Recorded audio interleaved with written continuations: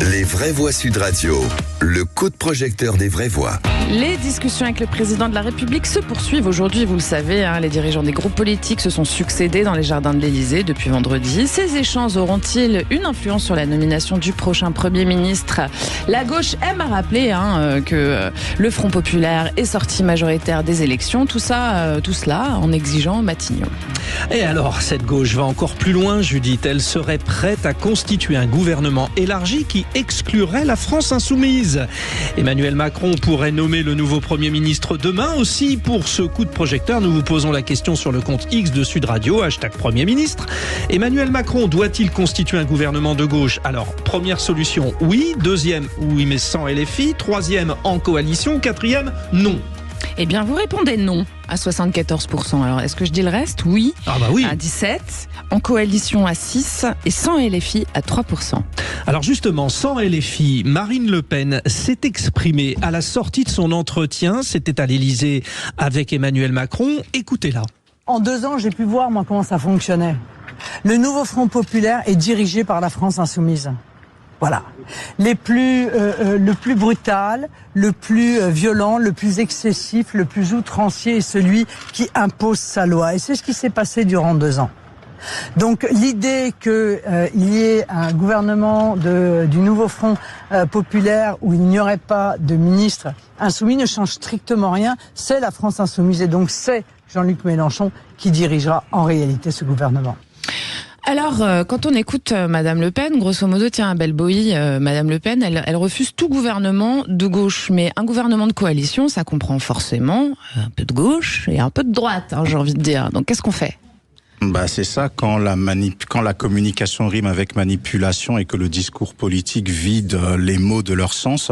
Moi, je pense qu'effectivement, il eût été plus raisonnable, même si je ne crois pas au Père Noël et que je sais que dans la configuration actuelle, c'est irréaliste, d'avoir quelque chose qui ressemblerait à une sorte de gouvernement d'union nationale. Mais malheureusement, on sait que l'orgueil des politiques, tout parti confondu, font qu'ils préfèrent voir leur intérêt plutôt que l'intérêt du pays et l'intérêt du peuple, parce que la réalité, c'est que monsieur et madame tout le monde en a ras la casquette de ce spectacle pitoyable, et même plus s'en fiche complètement. C'est pas ça qui va payer leurs factures, c'est pas ça qui va payer la rentrée pour les enfants, c'est pas ça qui va payer d'autres choses. Donc, faudrait que tout ce cinéma s'arrête, et on a bien compris que ce soit Marine Le Pen, Laurent Wauquiez ou autres, tout le monde se prépare pour 2027, avec peut-être l'hypothèse d'une nouvelle dissolution dans 1 an, on ne sait pas encore. Donc, j'aimerais que l'on puisse passer rapidement à autre chose, mais je sais que le gouvernement d'union nationale est impossible dans la configuration de l'orgueil politique d'aujourd'hui. Bon, avec la question évidemment qui suit, alors on fait quoi ? Juste quand même, revenons sur les propos de Marine Le Pen, Joseph Touvenel, quand elle dit, même s'il n'y a pas LFI au gouvernement, de toute façon, ça sera un gouvernement dirigé par Mélenchon. Elle n'a pas tort, on a vu qu'à 20h02, après les élections législatives, qui prenait la parole au nom de toute la gauche ? Jean-Luc Mélenchon, disant, ça sera le programme, tout le programme, rien que le programme. Non, mais les socialistes, ils sont pas forcément d'accord. Oui, d'ailleurs, si Jérôme Guedj était Premier ministre, que nous a dit Raphaël Glucksmann il y a quelques jours, il ne veut ni de Mélenchon ni de Macron. Donc même Raphaël Glucksmann n'en veut pas. Après, Marine Le Pen, la grosse erreur, je trouve, d'une partie de Macron et d'une partie de la droite ou du centre, c'est d'avoir fabriqué une espèce de front républicain qui ne veut rien dire, en mettant le RN en dehors de toute possibilité d'accord. Ce qui est une erreur stratégique. Parce que la France, majoritairement, est à droite. On l'a vu aux élections, on le revoit aux élections. Donc, quand le nouveau Front populaire nous dit on est majoritaire, d'abord, ils ne sont pas majoritaires. Ils sont minoritaires. Mais c'est peut-être le groupe minoritaire le plus important. Je dis peut-être, parce qu'il est déjà fracturé. Quand Raphaël Glucksmann, je le rappelais à l'instant, dit « moi je ne veux pas de Mélenchon », ça veut dire que le nouveau Front populaire n'est plus le plus gros groupe. Ça veut dire que Marine Le Pen a tort. Alors ça sera pas forcément avec LFI. Justement, Anne-Lorraine Rousseau, est-ce qu'il ne faut pas apprendre à vivre en coalition comme le font une majorité des pays européens, comme ça se fait dans le monde entier. Je veux dire, il y a un moment donné, est-ce qu'il y a vraiment comment ça se fait que c'est pas possible ? Le problème, c'est qu'ils ont fondé toutes leurs dernières élections sur le fait de ne jamais vouloir travailler l'un avec l'autre. Et donc, à partir de là, le nouveau Front populaire a été élu parce qu'ils ont dit jamais le RN. Et le RN a été élu parce qu'ils combattent justement tous les acteurs du nouveau Front populaire. Et au milieu, il y a les tièdes qui savent pas trop où aller, le camp macroniste qui sait plus trop où il va non plus, qui se dit bon, Macron c'est fini, qu'est-ce qu'on fait ? Est-ce qu'on est de gauche, est-ce qu'on est de droite ? On sait plus qui on est. Donc effectivement, ils se sont et quand effectivement Marine Le Pen dit je ne veux pas travailler avec un gouvernement de gauche parce que ils sont dirigés par LFI, tout le monde dit ah, donc ça veut dire qu'ils sont OK pour travailler avec les macronistes. Et donc là, ça y est, c'est une nouvelle trahison et tout ça. Donc en fait, à partir de ce moment-là, c'est soit ils s'accordent sur un potentiel programme et ils arrivent à avoir 2-3, parce que de toute façon, ça va pas être très long. Hein. Emmanuel Macron va finir son mandat, on va recommencer ça à zéro dans pas longtemps. Mais en attendant, ce que vous disiez, Abel Boilly, c'est que les Français attendent juste d'avoir au moins un semblant de gouvernement pour que les affaires reprennent doucement, quitte à ne pas traiter des gros sujets pour le moment, en attendant que ils arrivent à se mettre d'accord et les discussions sont tellement longues au point que le président lui-même a appelé en consultation tous les partis. On dirait vraiment des enfants qui ne peuvent pas être dans la même pièce. On les a tous pris un par un à un horaire différent parce qu'ils sont incapables d'être dans la même pièce au même moment. Bon. Donc on part de très très loin quand même. Et là où Abel a raison, c'est qu'il y a urgence. Encore, on a quand même, on a quand même un petit budget. Et le budget, c'est la grosse échéance. C'est quelque chose qui donne un peu de perspective et des vrais choix politiques. Je vous pose la question à tous les trois. Est-ce que c'est pas une histoire de personnalité ? Est-ce qu'il n'y a pas un Jérôme Guedj, comme le disait tout à l'heure Frédéric Brindel, ou un Karim Bouhamran, qui est maire de Saint-Ouen, qui pourrait tout d'un coup venir, qui sont des gens de gauche, on le rappelle. Qui sont des gens de gauche, mais qui sont aussi des gens qui connaissent l'entreprise et qui ont un discours un petit peu différent, un peu plus centriste, on va dire. Est-ce que ces gens-là seraient pas à même de rassembler, on va dire, une gauche de droite et une droite de gauche qui pourraient faire une coalition ? Voilà. Non, mais il y a des questions simples auxquelles il faudrait que ces gens répondent. Ils sont pro ou anti-nucléaire ? Ça fait déjà une sacrée différence parce que la France sans l'électricité et sans l'énergie, c'est un petit drame. Enfin, le jour où on sera arrivé là, Joseph... Non, mais regardez, un Premier ministre...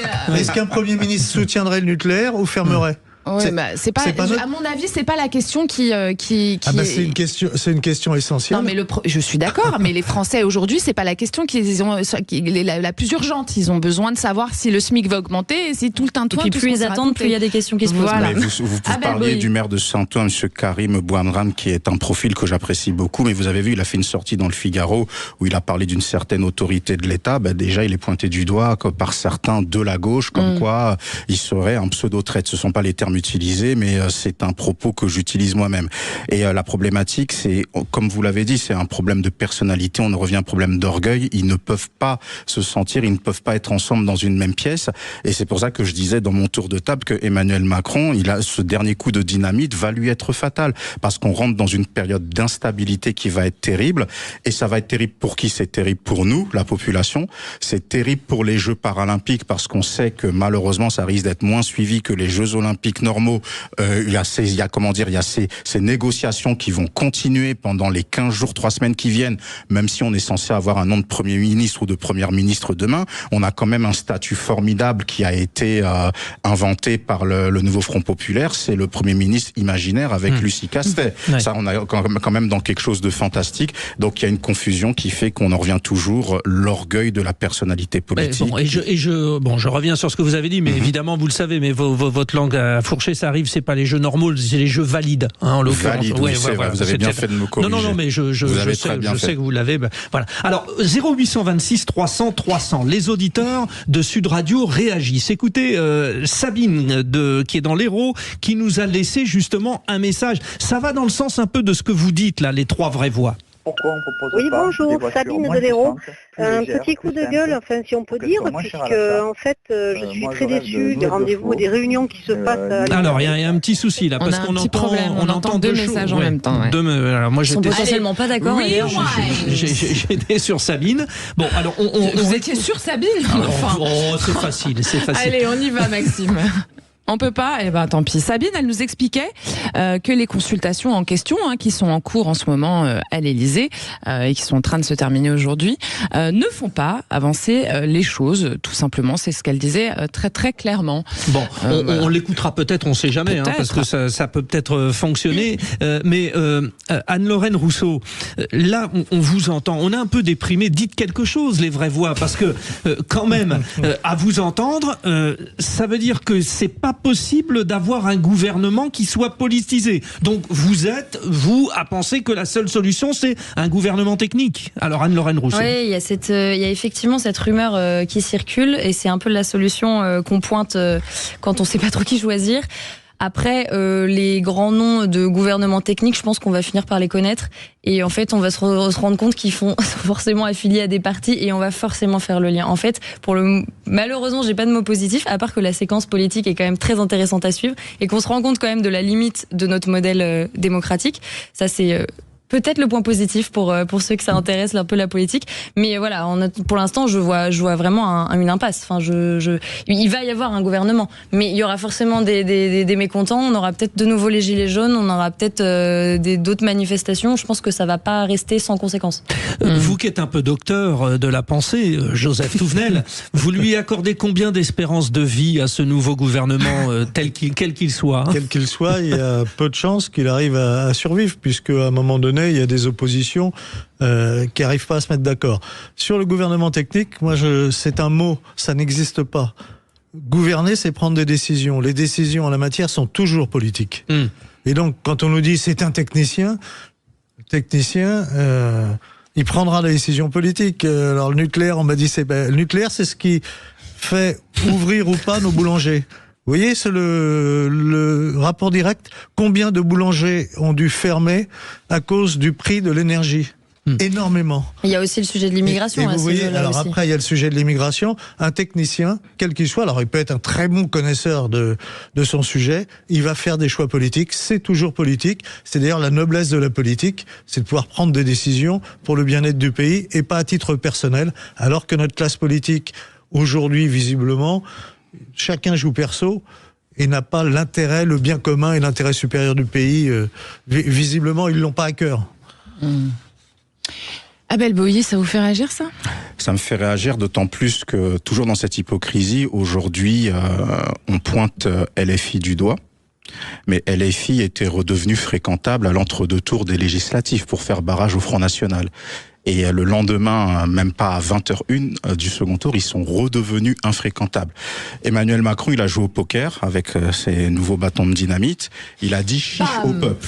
Effectivement, il a dit chiche au peuple. Le peuple lui a dit non. En réalité, indépendamment de ce que l'on pense, pro ou anti, il aurait dû soit faire un gouvernement avec le nouveau Front Populaire, ou avec le Rassemblement National s'il estime qu'une coalition c'est pas égal à un groupe de partis. En réalité, c'est ça qu'il aurait dû faire s'il était allé au bout de sa logique. En réalité, c'est ça, même si on peut ne pas aimer les uns ou les autres. Il ne le fait pas, et là, il se retrouve coincé, parce que le peuple lui dit non, et on voit qu'on est presque face à un déni de démocratie, en réalité, parce que vous avez les électeurs du Rassemblement National qui se sentent floués, mais vous avez aussi, de l'autre côté, les électeurs du nouveau Front Populaire qui se sentent floués, et ça fait quand même beaucoup de monde. Ça fait beaucoup de monde sur la balance. Donc, où est-ce que l'on va? Bien Maline est la personne qui pourra vous le prédire ce soir. Et les électeurs macroniens se sentent abandonnés.